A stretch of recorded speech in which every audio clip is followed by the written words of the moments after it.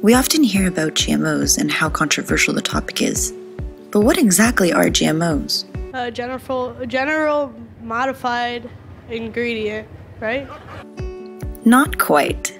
Actually, GMO stands for genetically modified organisms. This implies that an organism's genes are modified in order to improve specific qualities. In our case, we'll be looking at genetically modified crops and their impact in the world. An example of GMO application in this context would be taking a specific gene from, for example, a fish, and inserting it into a strawberry's DNA in order for it to survive the frost. There are many other ways that GMOs are used in agriculture. But before we go into detail, let's take a look at where GMOs come from. GMOs were introduced during the 20th century as a means to solve the problem of the lack of food supply.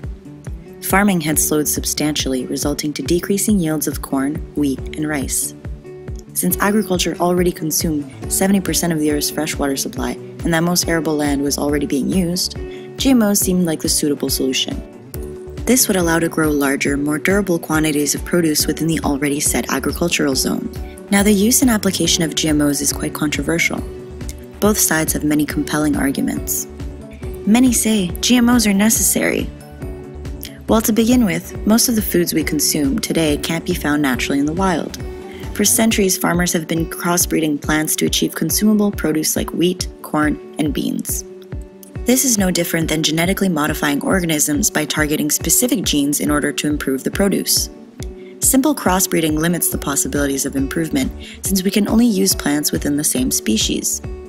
By genetically modifying organisms, we can improve produce for the benefit of the population and create a more sustainable market.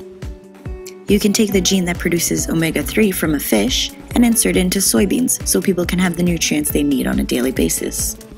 Another daily nutrient which is scarcely available in many regions of the world is vitamin A. Over 230 million people are at risk of becoming blind or even dying due to vitamin A deficiency. The solution for this was first patented in 1999. Rice was genetically modified in order to create golden rice, which was enriched with beta-carotene. This allowed to supply the needed vitamin A to malnourished populations around the world. Another key benefit of GMOs are its impact on pesticide usage. Thousands of crops are destroyed by insects and weeds. Many herbicides are used in order to prevent the loss of these crops, which becomes quite expensive and a health hazard for the farmers subjected to these chemicals. Genetically engineering these herbicides directly into the DNA of the plants removes a large financial burden on farmers, as well as reduces their exposure to these chemicals. This is a major issue for natural cotton crops, which require large amounts of pesticides to be sprayed dozens of times each year. Bt cotton was engineered in order to solve this issue, since it only requires to be sprayed once a month. This reduces the farmer's overall cost by around 50%. Not only is Bt cotton not toxic to humans and other mammals, but studies show that since the introduction of Bt cotton, the use of pesticides have been reduced sevenfold, reducing the overall pesticide poisoning by nearly 90%. But what about the repercussions? Many issues have risen from genetically modifying our crops. For example, genetically engineering plants to be resistant to glyphosate had allowed for farmers to kill weeds using specific herbicides without affecting their crops. Although the intention was to reduce the overall use of herbicides, in many cases, the weeds were able to adapt in order to become resistant to glyphosate. This resulted in the creation of superweeds. This caused an increase in herbicide use, which led to increased costs for farmers, contradicting its initial goal. The increase in usage of glyphosate leads to water contamination through infiltration to the groundwater supply. Another issue with the application of GMOs is the threat they pose to organic farmers and their crops. Those who choose to grow crops the old-fashioned way may be faced with GMO contamination through cross-pollination with neighboring crops who do use GMO seeds. This not only affects their branding, since now they must disclose their product as being GMO-based, but also creates a financial burden on the farmers.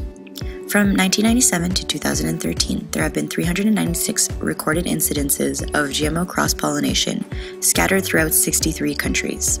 Cross-pollination is simply unavoidable. It is simply nature taking its course. In other words, once a field is contaminated, it's quite difficult to contain and stop.